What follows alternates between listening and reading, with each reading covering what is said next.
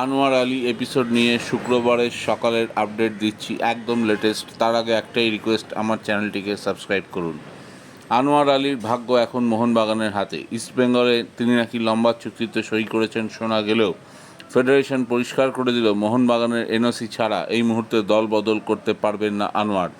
যেহেতু জানুয়ারি 2024 সালের আগে মোহনবাগানের সঙ্গে তার চুক্তি হয়েছে, তাই ফিফার 1 বছরের লোন চুক্তি আনোয়ারের ক্ষেত্রে গ্রহণযোগ্য হবে না। একমাত্র আনোয়ার যদি মোহনবাগানের সঙ্গে কথা বলে ক্লাব ছাড়তে পারেন, দ্যাট ইজ ডিফারেন্ট। তাছাড়া ইস্টবেঙ্গলে সই করলেও সেই চুক্তির মান্যতা দেবে না এআইএফএফ। আর মোহনবাগান জানিয়ে দিয়েছে তারা কোনো অবস্থাতেই আনোয়ারকে ছাড়তে রাজি নয়। প্রয়োজনে তাদের লিগ্যাল টিম শেষ পর্যন্ত দেখে ছাড়বে। তবে এই পুরো এপিসোডটার জন্যই দায়ী ছিলেন আনোয়ারের প্রাক্তন গডফাদার এবং এখনকারও গডফাদার রঞ্জিত বাজাজ।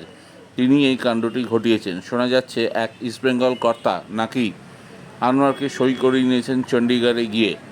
তবে মোহনবাগান আগেই জানিয়েছিল 2027 সাল পর্যন্ত তাদের সঙ্গে চুক্তি আছে আনোয়ারের। তাই বলা যেতেই পারে আনোয়ার যতই বলুন তিনি পার্মানেন্ট চুক্তি চান, লোন চুক্তিতে তিনি রাজি নন, সেটা কিন্তু ঘটছে না। আনোয়ার এপিসোডের পুরো রিমোট কন্ট্রোল এখন মোহনবাগানেরই হাতে। এই কারণে ইস্টবেঙ্গলও এখনও পর্যন্ত অফিসিয়ালি তার নাম ঘোষণা করেনি।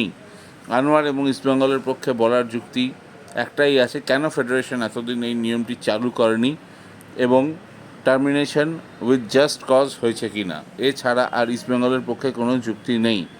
আইনি লড়াইয়ের সব দিক থেকেই এগিয়ে মোহনবাগান। তাই আনোয়ার এপিসোডে আপাতত অ্যাডভান্টেজ মোহনবাগান বলাই যায়। ধন্যবাদ।